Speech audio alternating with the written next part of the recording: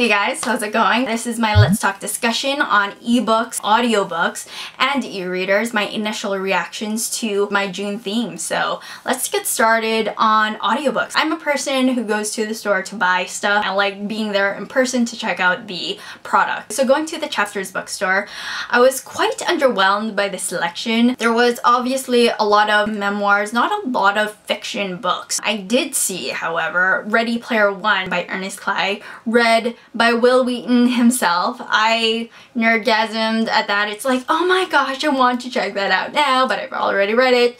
I don't know if I'll listen to it, but I thought that was pretty awesome. But for the most part, it was very difficult to find a YA read or a newly released book that I wanted to listen to. My options were kind of limited. The 13 Reasons Why audiobook I actually ordered online. Tina Fey was an easy purchase. There were a lot of copies there in my bookstore, so that was really good. Secondary initial reaction is the price. Holy crap, it's expensive. They're about $30 each Canadian. Can you hear me? That's expensive. I was expecting for that price a radio play. I was actually expecting sound effects and I don't know, all these radio play aspects to be in the audiobooks, but no, it is the narrator reading you the story. That's it. And all you have is, of course, their voice acting to come through. I don't know why I was expecting a radio play, but you know, for that price, you want, you know, bang for your buck. I would be very selective over audiobooks. As far as memoirs and autobiographies, it would be a person I would be interested in listening to. Tina Fey's Bossy Pants was highly recommended, and I love Tina Fey, so it's like, okay, we're gonna do Tina Fey Bossy Pants. Tina Fey's personality added to the experience, and 13 Reasons Why. The whole plot line is kind of set up for our main character to listen to this girl's voice who committed suicide, and I thought, oh my gosh, that's perfect for the audiobook version. I jumped at a chance at listening to the audiobook. That was why my June book haul was late, because I was waiting for 13 Reasons Why to come in through the mail, because I was still racking my brain to find out the perfect audiobook to listen to. Yeah, I'm so glad. Apart from Hannah's voice, I thought for the most part it was very effective.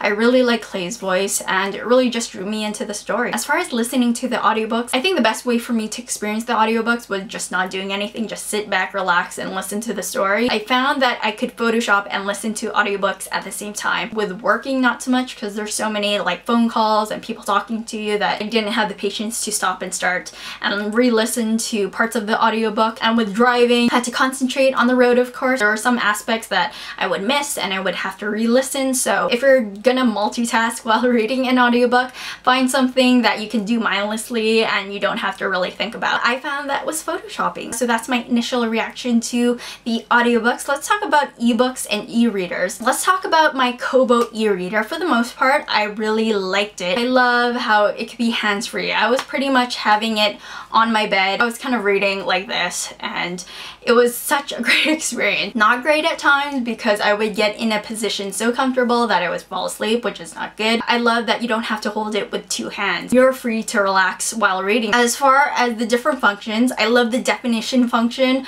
especially during the Count of Monte Cristo. Oh my gosh, that helped so much in figuring out what some of these characters were talking about. It was very helpful. I did feel that I could read faster. I don't know if it's because of the small screen size that you're able to get through the page right away. For the most part, I was able to read really well. As far as technical aspects, there were some instances where I would tap the screen and it would kind of jump a couple pages. At times the screen wouldn't be sensitive to my touch, but for the most part, no major technical difficulties. As far as uploading ebooks, I kind of have a weird time. There were a lot of unnecessary applications and steps into downloading and uploading. Of course, there's Wi-Fi and everything, but I prefer just plugging it into my computer and downloading it from there. I'll figure all of that out. And I took it to work. I could eat while reading. That was awesome. I could just lay it down on the counter while I ate my lunch, which is awesome. I really liked how there's not two pages, so you can't kind of skip ahead to read what's going on. You can annotate and make comments in your e-reader, in my Kobo at least. You just have to press down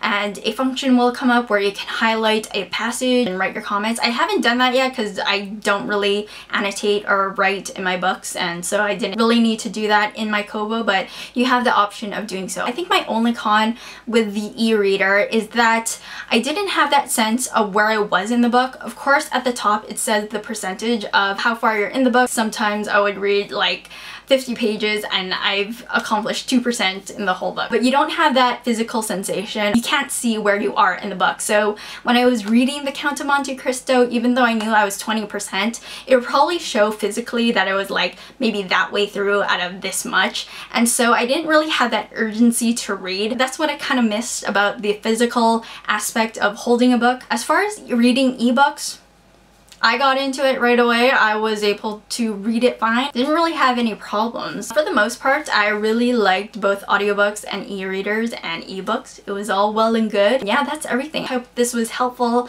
and insightful. If you have any further questions about other aspects of the audiobooks or the ebooks and e-readers, let me know in the comments below. So that's everything, guys. Let me know your experiences with audiobooks or ebooks and e-readers. I will talk to you guys later. Bye!